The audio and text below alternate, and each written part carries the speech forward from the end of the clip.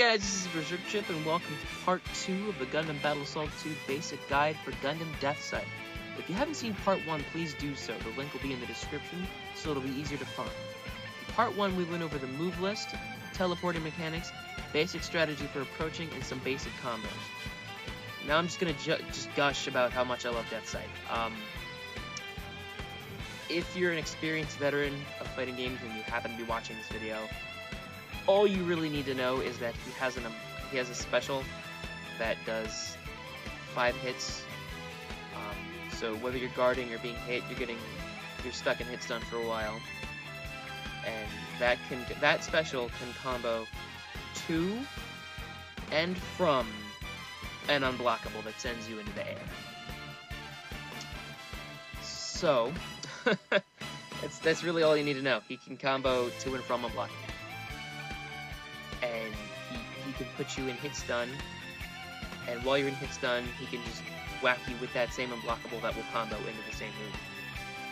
Now, it does take some timing, and it takes some practice to get that just so, but once you get that, that's basically the bread and butter of DeathScythe, and it's what you're going to see, it's what you're going to do the most. He's got some fast damaging normals in his kicks.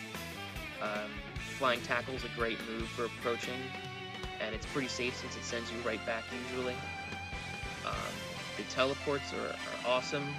You can aim it to go to any direction you want. You can teleport behind the person if you're close enough, and it cancels the first couple of frames of whatever normal or special you cancel it into. It's crazy.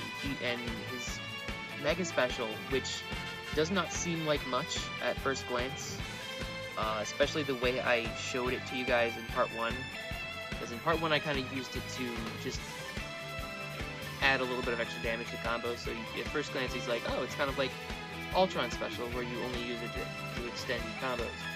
And you can do it like that, you can use it like that, and it does add that extra little bit of damage. But the thing you have to understand about his about his Mega Special, the Hell Scissors, is that while it doesn't do that much damage, like as much as the beam specials or the hammer or whatever, the thing about his special is that it's a big projectile, goes across the entire screen. You can throw it forward or diagonal depending on where the opponent is.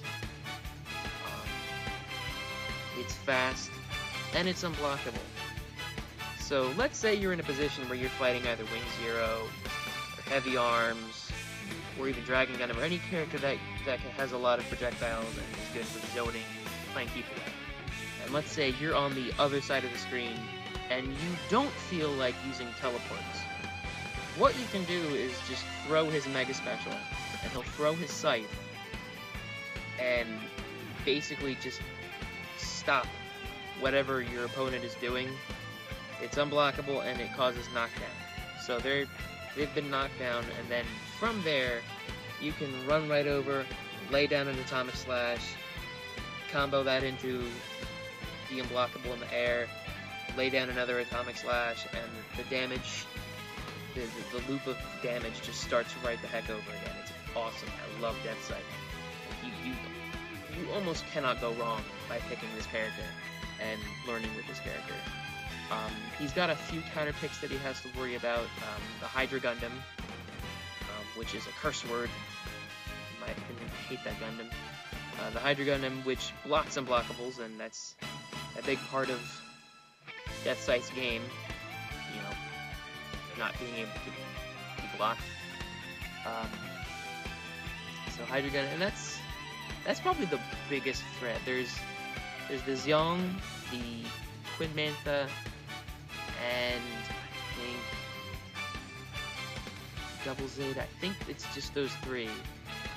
Those 3 characters have shields instead of dodging, and those block unblockables and beams and stuff. So it'll block Atomic Slash, it'll block your Scythe, so you'll have to rely on normals.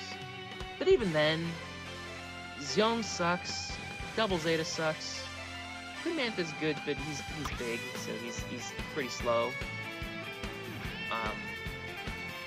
And that's really all, like, every other character in this game, DeathScythe dominates. There's some people who say Rose would stand a good chance against him. I don't think so. Rose is an excellent character who has incredible cross-up potential and great damage potential, very similar to that of DeathScythe, but while having a very good unblockable that's very fast, he just doesn't have the loops and the insane priority and just look at the footage that I'm showing you. Like, look at how fast I'm laying down damage. Look at how fast I am doing away with these dummies. It's crazy. And they're blocking me. The AI in this game, if it can do anything, it can block. And it can block well, and it can't do anything against what I'm doing. It's incredible.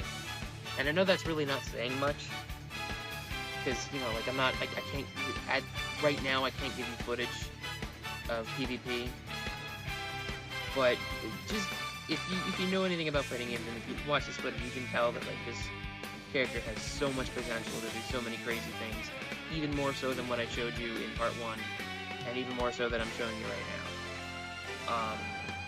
If you pick up this game and you want to play at a professional level, if you can find a place that has money matches for this game, and you really want to win, if you really need the money, DeathScythe is probably the best bet. If I were to make a tier list, like, theoretically, based on theory, DeathScythe would probably be the top. Like, the top of the top. I know that there's a lot of people who say Rose is at the top, but I'm always gonna bet on DeathScythe. Like, I will never not bet on the person who is good with DeathScythe. So that's about all I really have to say. The next video, which is going to be the last Gundam Wing basic guides for the Gundam Battle Soul 2 characters, will be Epion, and you're really going to want to watch that video because I'm going to pull out all the stops.